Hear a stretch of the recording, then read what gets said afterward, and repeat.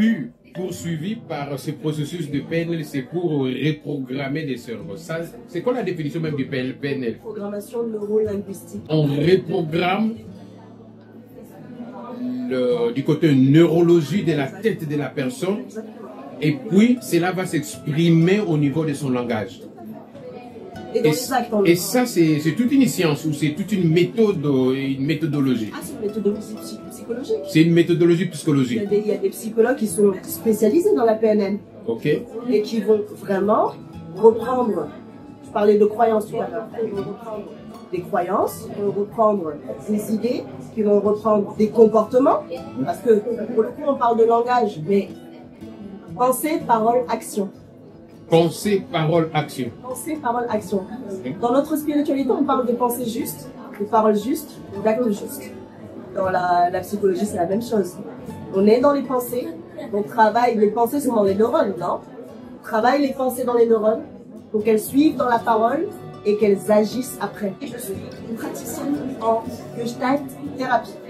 La Gestalt, je disais, la Gestalt, c'est effectivement donc une thérapie allemande mise en place, créée par Perls, ça se trouve sur internet, Friedrich Perls, qui était un collaborateur contemporain dans les 1950, puisque effectivement il travaillait en collaboration avec Freud. Manfred. Voilà, Freud, avec effectivement toute la dimension psychanalyste. Lui, la collaboration commence au début comme ça, sauf qu'à un moment donné, lui se rend compte quand même que rester sur la psychanalyse, donc l'enfance, travailler principalement sur l'enfance et surtout rester dans cette posture inactive. Tu sais, je ne sais pas si tu as déjà vu un psychanalyste. Non. Un psychanalyste, il est assis, il est debout, le patient, il est couché comme ça et il parle sur le divan. Il y a vraiment un peu la représentation du psychanalyste avec cette posture où le patient est inactif. Perls, lui, donc fondateur majoritaire de la Gestalt, il précise non, c'est pas possible en fait. Moi, je veux bien me concentrer sur le passé, je veux bien parler du passé, par contre, c'est primordial de parler du présent. Donc, il ne laisse pas les côtés de son mentor ou son maître, qui est Freud. Il répond quand même ça, mais il évolue dans sa manière de travailler dans la psychologie. Tout à fait, tout à fait. C'est un psychiatre de base. Un psychiatre. C'est un psychiatre Perls. C'est quoi cette différence entre psychiatrie et psychologie? La psychiatrie va déterminer des pathologies mentales. En parlant de pathologies, donc tout ce qui est des pathologies liées à la névrose et les pathologies liées à la psychose. Donc, ces pathologies vont être, pour le coup, encore une fois, neurologiques et vont donc avoir besoin d'un traitement médicamenteux. Le psychiatre va donc administrer, lui, ce traitement. Donc le psychiatre donne des médicaments, le psychologue répare sans médicaments par la parole et travaille sur les comportements. Comment peut-on expliquer le comportement de l'homme noir qui s'haïssent entre eux? Nous nous haïssons entre nous, personne ne va évoluer, tous les faits crapent, tout le monde au même pied d'égalité. Et il y a un comportement, je peux dire incontrôlé ou inconscient, je ne sais pas du tout. On se haïsse entre nous, on n'évolue pas tout comme cela. Est-ce que vous avez déjà vraiment pensé à ce genre de détails, observer en tant qu'Africain? Alors, je disais tout à l'heure, alors déjà, juste pour refaire le parallèle, moi je ne suis pas spécialiste de la PNL. La Gestalt thérapie reprend, effectivement, c'est une psychothérapie holistique qui reprend effectivement la PNL, qui reprend la spiritualité africaine. Attention, puisque Perls, en fait, il a quand même fondé son premier institut de Gestalt thérapie en Afrique du Sud. L'Afrique du Sud. Donc en fait, il y a vraiment une dimension, et il y a aussi une dimension spirituelle, parce qu'il y a aussi beaucoup le côté vibratoire dans la Gestalt thérapie. C'est pour ça que c'est vraiment une thérapie de contact, de relation, tu vois. Même si on est derrière un écran, ben en fait, j'ai besoin, moi, en tant que thérapeute, de sentir, de voir, d'observer tous les faits et gestes de la personne et de voir s'il y a une dissonance entre ce qu'elle dit et ce qu'elle ressent. Voilà.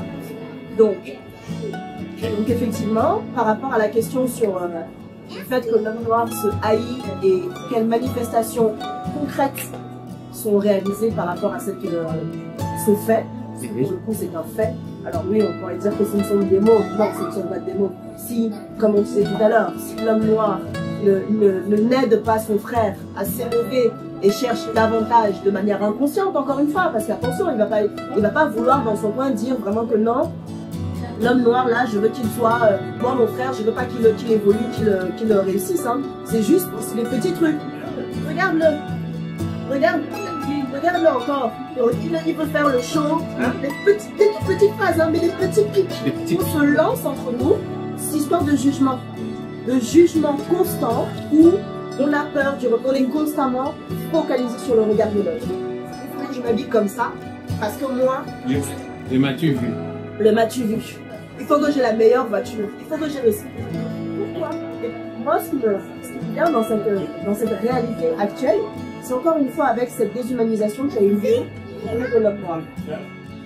L'homme noir a tellement été infériorisé, déshumanisé, dévalorisé dans son être profond que d'une, il ne sait plus qui il est, d'une, il ne sait même plus en fait comment s'aimer lui et comment aimer les autres. Mais ça date quand même de 400 ans, c'est pas comment des siècles. Jusqu'à aujourd'hui, on pouvait toujours pleurnicher par rapport à ça.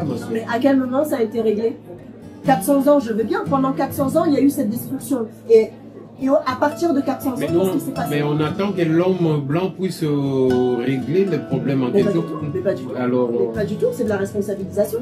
Il faut se responsabiliser dans ce qu'on veut. Il faut se responsabiliser dans ce qu'on fait. Il faut choisir. C'est ce que je te disais tout à l'heure, qu'à un moment donné, je pense que ce qui a été attaqué, ce qui a été vraiment détruit en nous, c'est la capacité de choix. En psychologie, on parle du moi, du surmoi, donc la partie subconsciente, inconsciente, peu importe comment on l'appelle. La partie je, le je, c'est vraiment celui qui est dans la réalité, celui qui va définir, celui qui va se désigner, que moi je décide, je choisis, je. Et la partie ça, toujours en lien avec Freud, dans le côté émotionnel, où effectivement la partie ça, c'est vraiment tout ce qui va. Nous, on est très activés par la partie ça. On vit principalement par la partie ça, nos émotions. Oh, nos peurs, nos pulsions, nos frustrations. Là, on voit la danse, on voit tous ces détails-là aussi, on peut parler de ça. Alors, la danse, il y a une connotation, il peut y avoir une connotation spirituelle. Donc, pour le coup, la danse va être autre chose, mais je parlerai plus de pulsions. Les pulsions, ok. Il est très dans les pulsions. Et vous, d'après vos observations, vous pensez que l'homme noir a été, avec ce que vous dites au PNL, c'est-à-dire qu'il a été déprogrammé dans son mental? Déprogrammé de génération en génération, à tel point que les générations, t'imagines quand même que je suis désolée, je suis assez activée par ce sujet parce que c'est grave en fait, c'est grave ce qui s'est passé. On a introduit dans la tête des petites filles, et moi je travaille avec mes filles à moi, j'impose à mes filles, je leur impose que vos cheveux sont un trésor. Vos cheveux sont un trésor parce que vos cheveux ont une histoire, vos cheveux sont liés à une spiritualité. Donc effectivement, la spiritualité, je la commence dès le bas âge. C'est comme ça que je l'attrape. Je parlais ça avec une petite fille tout à l'heure. L'estime de soi, elle passe pas seulement le soi, il est quoi? C'est quoi le soi? Le soi, c'est tout ce qu'un individu propose. De la pointe de ses cheveux à ses ongles de ses pieds. Et en passant par toutes les réflexions qui sont derrière. Donc, comment, en 400 ans, où on a été déprogrammé dans notre mental à ne pas nous aimer, à nous haïr, nos mères, nos arrière-grand-mères, toutes les générations maternelles qui font l'éducation des enfants, hommes et femmes, hein, les mamans qui font l'éducation des garçons et des filles de demain, ont mis dans la tête des garçons et des filles tout un rôle. Un garçon va devoir tenir, un homme, tu n'es pas censé être à la cuisine, ça c'est une chose. Mais un homme, tu sais, chez les bêtis par exemple, je disais mon équipe, chez les bêtis, on s'assoit seulement, l'homme il est censé avoir le diplôme, culture du diplôme, en lien avec les blancs, non? On est censé avoir le diplôme et il ne fait plus rien. Plus rien d'autre. Sauf que ce n'est pas du tout réaliste, ce n'est pas du tout conforme même à ce qu'est vraiment l'homme noir africain. L'homme noir africain dans sa puissance, effectivement, il a un certain statut, un certain postulat, mais il a des devoirs aussi, et des droits, tu vois. Comme la femme aussi, c'est grâce à la spiritualité, moi aujourd'hui, que mon couple va mieux, hein, tu vois, vraiment pour petit. C'est parce que je suis revenue à moi, au niveau de mes connaissances, au niveau de ma spiritualité, et que je me répare dans ma thérapie, que mon couple va mieux, que aujourd'hui je continue à aimer l'homme avec lequel je suis et que surtout je lui donne même la place qu'il doit avoir en tant qu'homme. Donc tu vois l'importance de travailler sur ça. Est-ce que vous pouvez quand même un peu développer là, juste, on ne va pas rentrer dans votre vie privée. Exactement. Et, en tant que femme. La place d'une femme.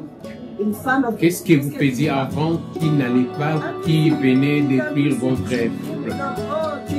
Surtout moi, dans mon ethnie, on a la bouche facile.